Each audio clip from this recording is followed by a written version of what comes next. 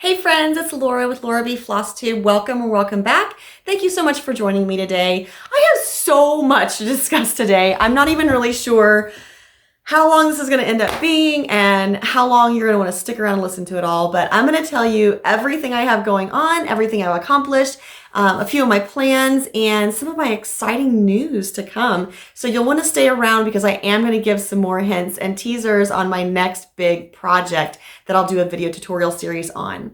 All right, so the first thing is we are going to talk about cross stitch. Let me show you what I've gotten done. You might remember that one of the things I wanted to get done this year was this cute little snowman from Homespun Collectibles. I just love him so much. And then I was like, oh, he's so cute. He's juggling snowballs. I mean, like, how could you not want to stitch a snowman that's juggling snowballs, right? So this is where I'm at with that. And I put a little teaser on Instagram last night or the night before. I finished him up. He is super, super cute. So obviously he still needs pressed and he's going to be either framed or finished into a flat fold or a pillow or an ornament or something. You know, he's kind of big for an ornament. So maybe a flat fold or a frame. I'm not really sure, but I love him. He is adorable and I can cross that one item off of my 2024 goal list. So that's fun. All right. In addition to getting the little snowman done, oh my goodness. Hold on to your hats. You're not going to believe what I show you next. You have not seen this bag in a while because I haven't done anything on this project in a while. You're going to be so impressed. You won't even believe it. I stitched on the Featherweight Stitch. Now, if you've seen the progress last time, you're going to say, what did you do? I'm telling you, I made stitches. I did like 3 rows down here going up and down in this little section, and that totally counts. I did those last night, and if you remember, this cloth is 28 count Monaco, and I have discovered that I don't really love Monaco. But I say that, but then last night when I was stitching it, I was like, this isn't so bad. I don't really know why I didn't like it. So I'm thinking the more I roll it and move it and just move it around to stitch on, the softer it's getting. And maybe that's going to help me like it a little bit more. So I am going to try to stitch a little bit more on this and make a plan to get this one finished because I really do want to get this Featherweight Stitch finished and up in my craft room because I think it's going to be so, so cute on the wall. For those of you that don't know about the Featherweight cross stitch, it is a pattern by Margaret Lee. And you can get it from the Featherweight shop. You can also get it from her Etsy shop. Just Google Margaret Lee Featherweight Sewing Machine Cross Stitch and it'll come up. So there's that. And also I'll put a link in the description box below because sometimes people don't want to Google and I get that. It's fine. I'll try to remember to put a link in the description box below. If it's not there, leave a comment and tell me, hey, you promised me this and it's not here. Do your job, lady. And I will be like, oh, sorry about that. I'll do that. All right, so the next thing I'm going to show you, I don't think I've made any progress on this since last time, but I'm showing it anyway. So there it is. All right. The Durene Jones Christmas 2023 Stitch Along. I have 4 of the 7 boxes done. I have 3 more little boxes to go, as you can see. I'm going to hopefully get 1 more box done in February. That is the goal. So there's 2 goals for February. I want to finish, I want to fill in the bottom of that Featherweight. That is, it's white right now, but I need to stitch it in teal. So I'm going to fill that in and I want to do 1 more box on this in February. Someone needs to write down my goals because I didn't write them down. I'm just going by the seat of my pants here. So I need to make a list of what my goals are my goals for February are going to be for cross stitch. All right. Here's a goal for January that I have not gotten done. Now it's January 30th. So I have 2 days. I have 2 days to reach this goal. And I really feel like I should be able to do it, but we'll see. I want to get the pumpkins on, is it pumpkins? Is that pumpkins? Oh my goodness. The houses on Pumpkin Lane. Oh, the houses on Pumpkin Lane started in January. This is the first little house. I have everything kitted up. Everything is in here. The floss, the fabric, my needles, the patterns, everything is in there and ready to go. I just need to pick it up and stitch. And I don't even care if it's just 2 stitches. I want it started. I want something done on this stitch by the end of January, so I have 2 evenings to get that done. All right, last cross stitch share is I kitted up another pattern off my list since I got the snowman done and I got the prim and proper done. I kitted up another one on my list. So I went ahead and kitted up You Are the Boss. And I'm going to turn that at an angle just so you can see the pattern the way it should be. Because see, it's on there, you know. My stepdaughter hates it when I take pictures like this, so I'm turning it for you, sister. I'm turning it for you. So here is the cross stitch pattern. Now, for this one, what I did, I didn't have all of the called for colors.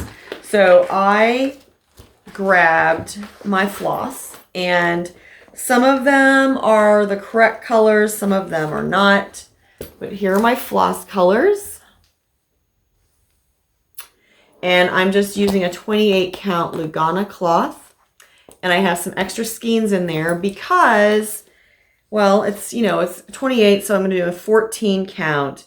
The finished size on it is 9 3/4 by 5 7/8.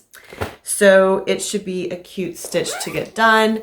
I'm hoping to get this started in February and possibly have a couple of the star blocks done. Let me show you this again. I typically start in the middle of my designs, so I'll probably do the lettering and then maybe the outlining of the borders. And in fact, maybe that's my goal for February. Yeah, so words and borders is the goal for February. Anything else will just be a bonus.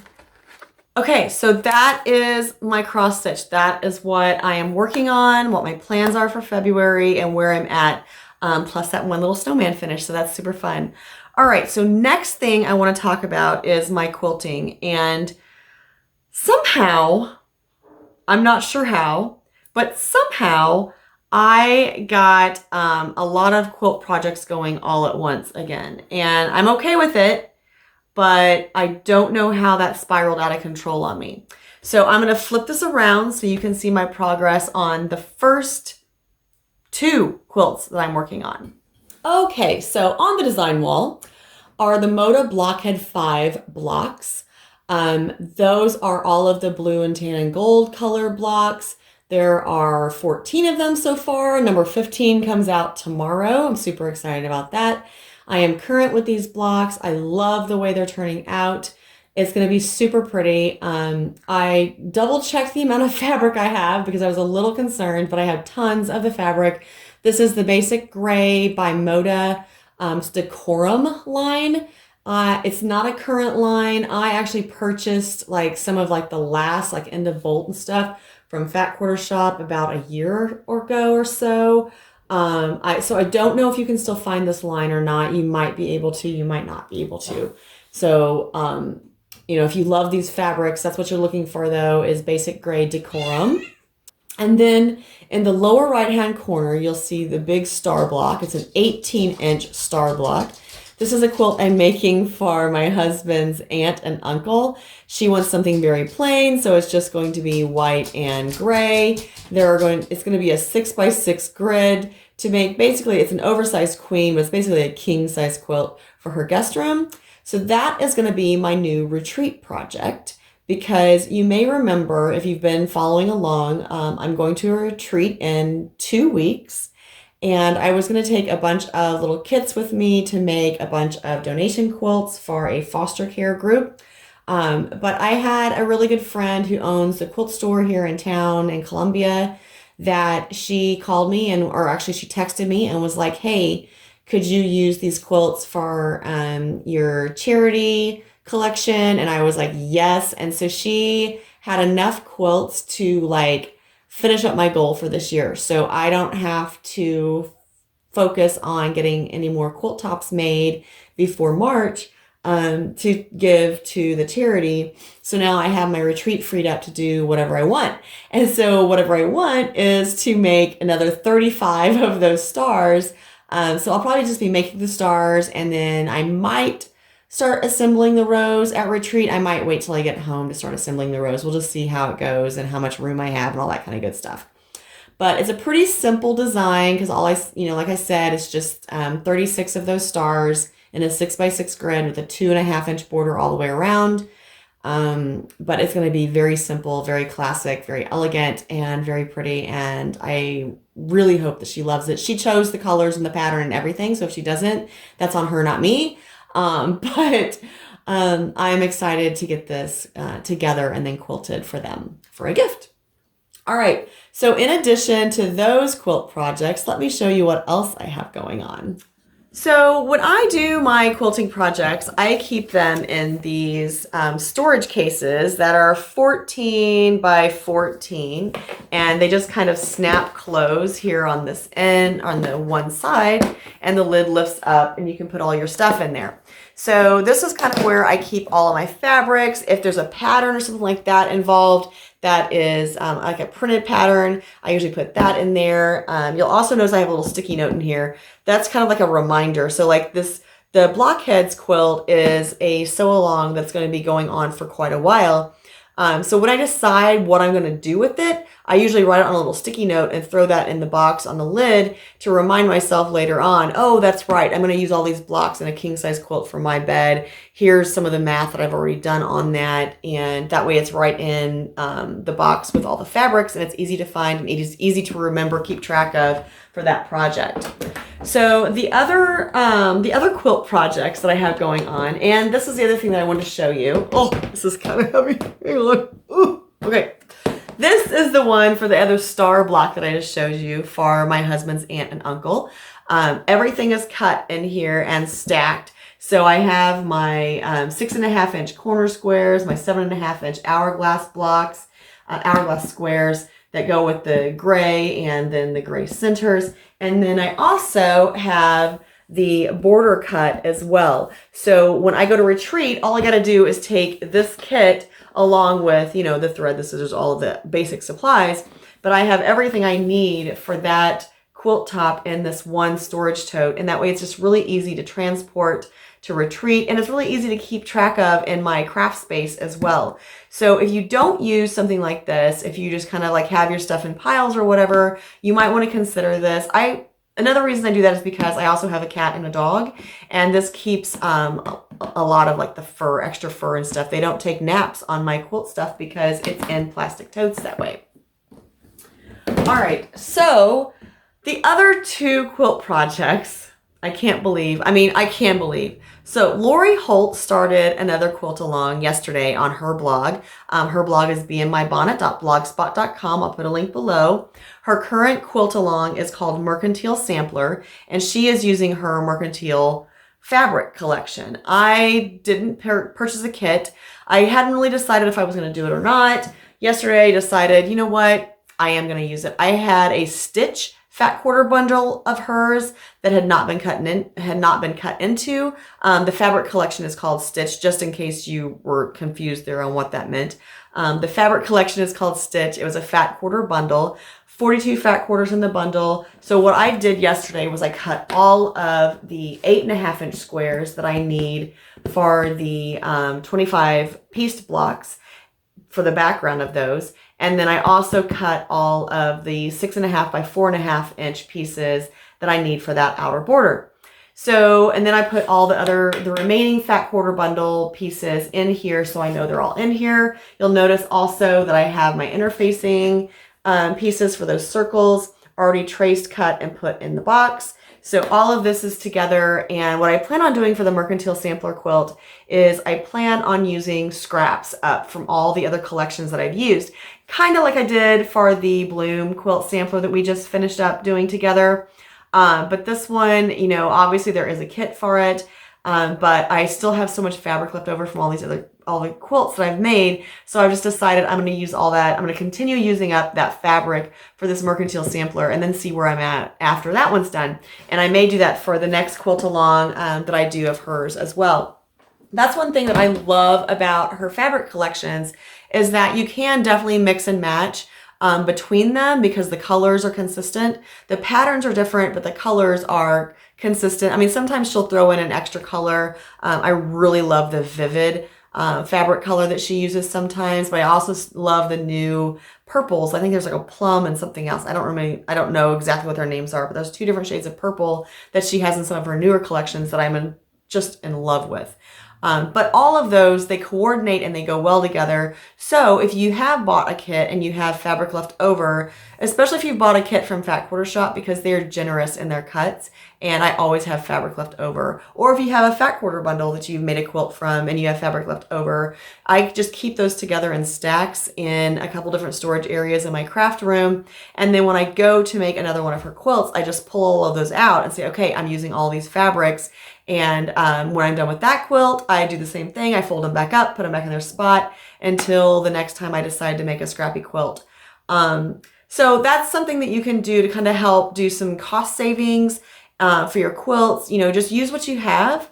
And then you might end up, you know, having to buy some yardage for an outer border or for binding, definitely for your backing. But you can definitely, especially with the Lori Holt quilts, her collections are so pretty, they coordinate well, and her patterns are so scrappy that you can definitely, you know, cut and pull from various places from your scraps to make those blocks up. So I'm super excited about doing the Mercantile quilt. I have not gotten my first quilt block done. I hope to probably work on that either today or tomorrow.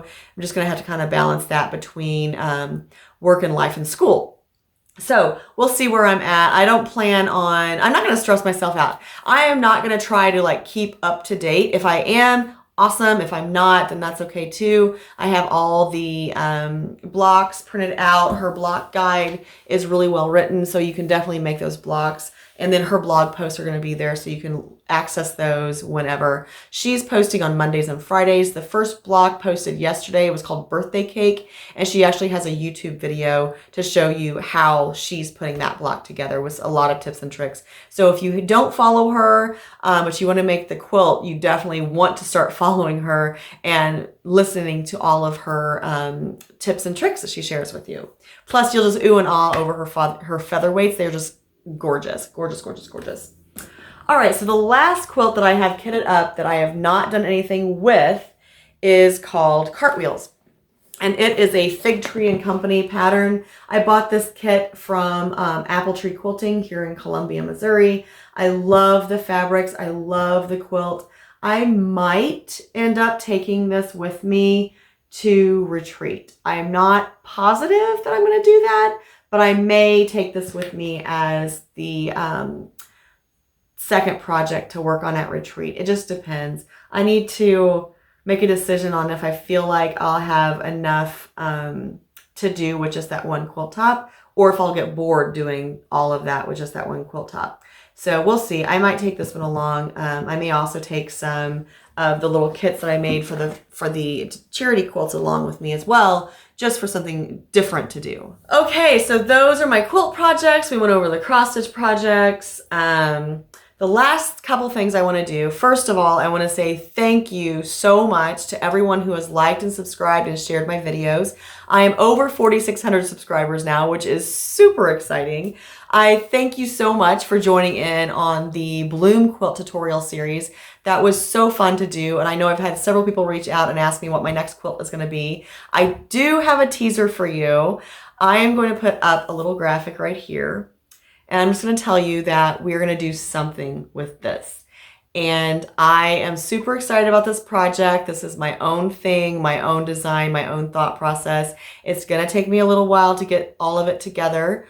But I do hope to have a video, the first video, just talking about the project out within the next week. And then probably a couple weeks from now, I'll have the first step in this project to record and start putting out there. So keep me in mind. If you haven't subscribed, do so, because you'll definitely want to come back and check this out.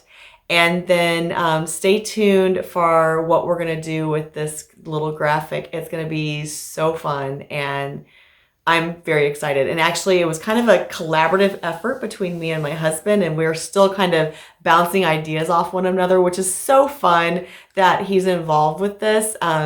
He totally supports my quilting and my crafty adventures that I do, but he hasn't really taken like, you know, a next level interest where he's like, well, have you thought about doing this? And have you thought about doing that? And he really has started doing that with this project.